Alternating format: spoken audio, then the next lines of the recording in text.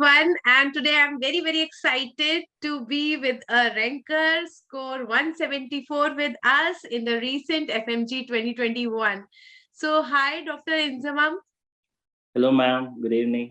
Good evening. So what is your feeling? Ma'am, it's like dream come true, ma'am. Cracking the Really? FMG exam in the first attempt, so it's a dream come true, ma'am.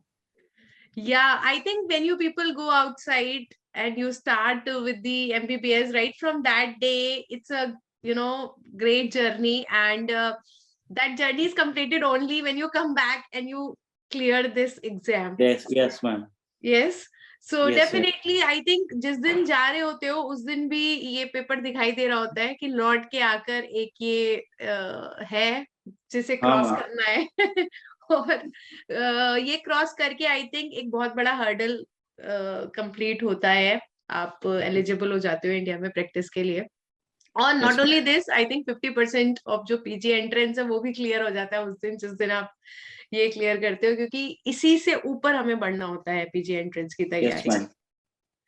तो how did you started your journey with us? कैसे करते थे, कैसे test देते थे? थोड़े अपने juniors को और कलीग्स को बताओ। हाँ मैम, एक्चुअली मैंने स्टार्ट प्रिपरेशन कर दिया था, मतलब इंटर्न्स जब इंटर्नशिप शुरू हुआ था तभी कर दिया था।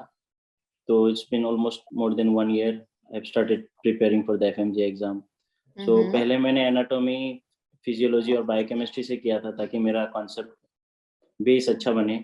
उसके बाद धीरे धीरे क्लिनिकल सब्जेक्ट की तरफ बढ़ा और फिर मैं हर रोज मतलब जब मैं इंडिया वापस आया, मतलब तीन महीने पहले, एग्जाम के 3 महीने पहले, तो आने के बाद मैं रिवीजन शुरू कर दिया था ऑलरेडी। और हर रोज क्वेश्चन सोल्व करते थे, एमसीक्यू सोल्व करते थे, कम से कम 100-150 के बीच में। ओके, तो टेस्ट देने कब से स्टार्ट किया आप लोग? आपने हमारे जीटी सीरीज के साथ भी थे, टीएनडी स्टूडेंट भी थे, तो कब कैसे कैसे स्टार्ट करा आपने ये सब? मैम, जब मेरा दूसरा रिवीजन खत्म हुआ तब जाके मेरा कॉन्फिडेंस बना कि मैं ग्रैंड टेस्ट दे पाऊंगा। वरना मतलब सीनियर्स बता रहे थे कि अगर ग्रैंड टेस्ट में नंबर कम आते तो मतलब डिमोटिवेट हो जाते हैं। तो इसलिए मैंने सोचा कि कम से कम 2 रिवीजन हो जाए, उसके बाद मैं शुरू करता हूँ ग्रैंड टेस्ट देना। तो हर हफ्ते में एक ग्रैंड टेस्ट देता था। ओके, तो हर हफ्ते टेस्ट देते थे। टेस्ट देने के बाद उसको कैसे रिव्यू करते थे? मैम मैं उस दिन टेस्ट देने के बाद कुछ नहीं पढ़ता था। तो नेक्स्ट डे जब मैं उसको जो मतलब जब रिजल्ट आउट हो गया, मतलब मान लीजिए जो उसके रिव्यूज आ गए, एक्सप्लेनेशंस आ गए, तो जहाँ मुझे गलती हुआ तो उन सबको मैं सुधारता था और फिर जो मेरे नोट्स बुक थे उनमें मैं लिख के रखता था।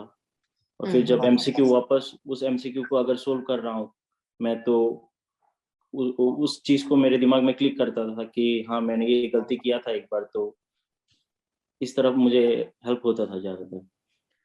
ऑल राइट, तो हर हफ्ते आप टेस्ट देते थे? हाँ, मतलब 2 महीने पहले से मैंने ग्रैंड टेस्ट देना शुरू कर दिया था जब मेरा 2 रिवीजन खत्म हो गया था।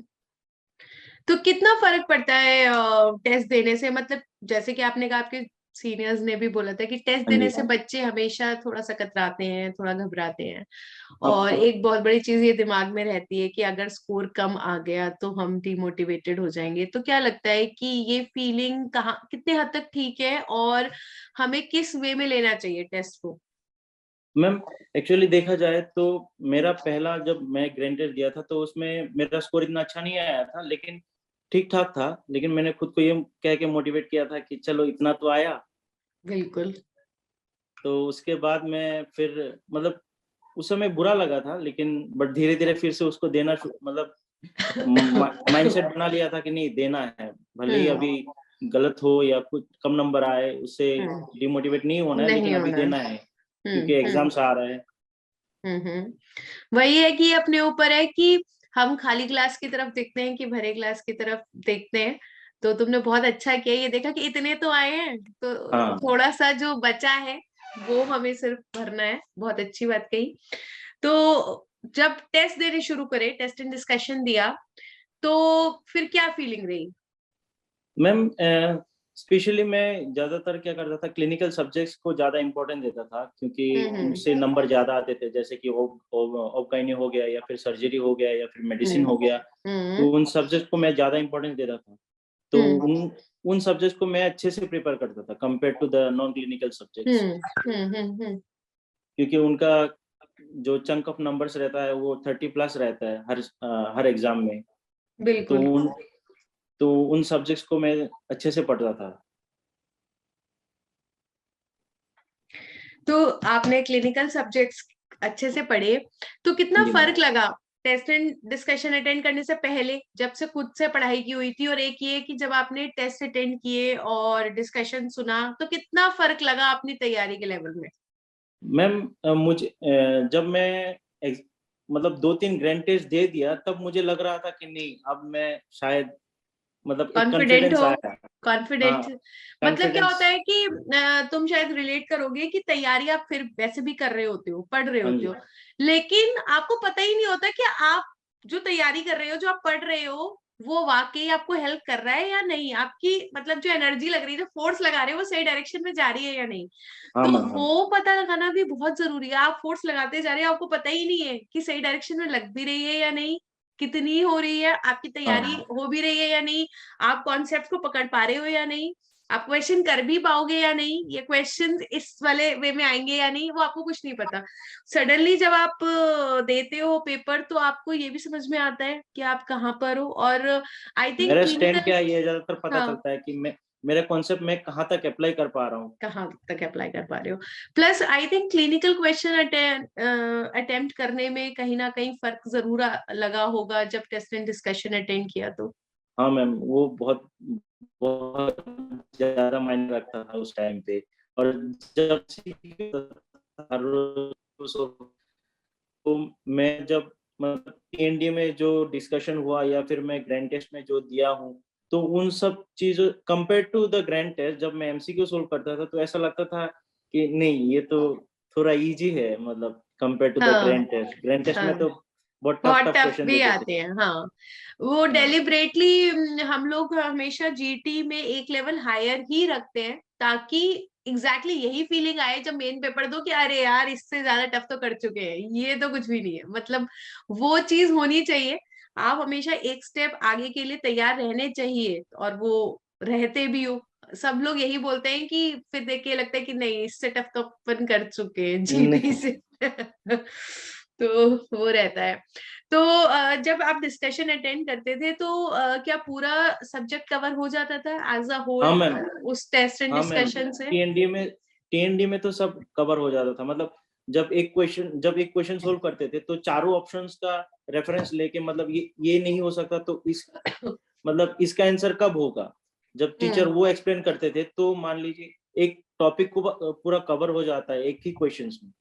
तो जब नेक्स्ट क्वेश्चन में जाता है, तो उसी टॉपिक का या फिर दूसरा टॉपिक का पूरा कवर हो जाता है। जब चारों ऑप्शंस आप सोल्व कर, मतलब उसको ब्रेक डाउन करते थे, तो चारों ऑप्शंस का मतलब जब इंफॉर्मेशन देता था, तो ऑलमोस्ट कवर ही हो जाते थे हर एक सब्जेक्ट, ऐसे करके देखा जाए तो। बिल्कुल। और कुछ बार तो ऐसा भी हुआ है कि जो क्वेश्चंस प्रैक्टिस कराए एक दिन पहले, वो अगले दिन पेपर में भी आ गए, जैसे कि हाँ तुम मैम। करे थे। मैम स्पेशली आपका ऑप था, बहुत हेल्प किया मैम। हाँ, रियली थैंक यू हाँ, सो मच क्योंकि फॉर दैट। फॉर्चुनेटली इस बार तो इनसे मैम 2 बार ऐसा हुआ कि पता नहीं कैसे, मतलब भगवान की मेहर है, ऊपर वाले की, कि जो क्वेश्चन आज शाम को रिवाइज करवा रही हूँ कि बेटा ये पढ़ लो, ये आएगा, और वो अगले दिन आ गया। और उसके वजह से थोड़ा शॉर्टकमिंग है। बच्चे मेरे से अगली बार ये कह रहे थे, मैम और भी कोई क्वेश्चन पता चले तो बता देना। मुझे कोई क्वेश्चन नहीं पता चला। It was just no ma'am, जैसे कि आपने एक गेस्टिमेट। क्वेश्चन मतलब डिस्कस किया था कि वो फंगल केराटाइटिस होता है, तो उसमें सैटेलाइट लेशन होता है, तो मतलब वो देखने के बाद जब मैंने क्वेश्चंस पढ़ा, तो मैं मतलब और कुछ नहीं सोचा, फिर मैंने ढूंढ के निकाला, हाँ सैटेलाइट लेशन फंगल केराटाइटिस, हाँ, तो ऐसे करके ऐसे हो डायरेक्टली गया मार था। दिया फिर। कोविड का भी क्वेश्चन, एक म्यूकोरमाइकोसिस का बहुत हाँ, म्यूकोरमाइकोसिस। बिल्कुल सेम आ गया था। स्प्रिंग कैटार कॉबलस्टोन पेपिली वाला क्वेश्चन सेम आ गया था। तो ऐसा नहीं है बच्चों, मैं इसके इंटरव्यू के माध्यम से आपको बताना चाहूंगी कि मुझे कोई क्वेश्चन पता नहीं चले थे। नहीं, वो तो आप लोगों को एक्सपीरियंस के वजह से आप लोगों को, आप तो तभी बोलते थे कि ये मैं एक्सपीरियंस के बेसिस के पे बता रहा हूँ ऐसे हाँ, करके। तो मैंने हमेशा डिस्क्लेमर डाल दिया है पहले ही कि मुझे कोई क्वेश्चन नहीं पता चलता है, लेकिन वही है कि कहीं ना कहीं आप इतने सालों से और पढ़ा रहे हो और देख रहे हो क्वेश्चंस को, इतना डीपली स्टडी करते हैं हम लोग पेपर को, तो एक आइडिया रहता है कि हाँ ये चीज पूछी जा सकती है। और फॉर्चुनेटली थैंकिंग गॉड कि वो चीज आती है और हम बच्चों को हेल्प कर पाते हैं। हाँ तो मैम। Very good. और कोई स्पेशल पीस ऑफ एडवाइस जो देना चाहोगे? मैम मतलब जूनियर्स को यही बोलना चाहूंगा कि हर रोज क्वेश्चन एमसीक्यू सोल्व करो, मतलब जितना हो सके एमसीक्यू सोल्व करो, क्योंकि वही एक है कि हमारे कॉन्फिडेंस को बढ़ाता है। क्योंकि मैं खुद उसका मतलब एक खुद गवाह हूँ उस चीज का कि मैं हर रोज कम से कम 100 से 150 मतलब 100 to 150 के बीच में मैं क्वेश्चन सोल्व करता था, चाहे वो सिंगल लाइनर्स हो या फिर केस डिस्कशन हो या क्लिनिकल बेसिस हो, मैं मतलब या फिर इमेज डिस्कशन या इमेज बेसिस हो, मतलब हर रोज मैं सोल्व करता था। ओके, तो बहुत अच्छी बात कही इंजमाम ने कि एमसीक्यू प्रैक्टिस बहुत ज्यादा जरूरी है, क्योंकि अल्टीमेटली पेपर में एमसीक्यूज ही आएंगे। तो आप जीटीज अटेंड करो, जैसे कि इन्होंने बोला कि 1 वीकली करते थे, हर हफ्ते जीटी देते थे। तो हाँ जीटीज जी मैम। जीटीज दो, मॉक टेस्ट अटेंड करिए, और साथ में जो टेस्ट एंड डिस्कशन है आई थिंक वो बहुत ज्यादा फ्रूटफुल रहता है, क्योंकि जैसे कि सारे स्कोरर से हम लोग डिस्कस कर रहे हैं कि हम लोग जो है वो क्वेश्चन को एज अ होल डिस्कस करते हैं, तो एक नहीं कई बार 2-3 टॉपिक भी एक ही क्वेश्चन में भी डिस्कस हो जाते हैं। डिस्कस हो जिस जाता है, हाँ मैम। हाँ जी, जिसकी वजह से क्या होता है कि आपका पूरा का पूरा एक सब्जेक्ट रिवाइज हो जाता है 4-5 घंटे में, जो पर्सनली अब अगर आप खुद करने बैठोगे तो 4-5 घंटे में कभी भी एक सब्जेक्ट रिवाइज कभी नहीं नहीं होगा, होता है, कभी नहीं कभी होगा। नहीं होगा।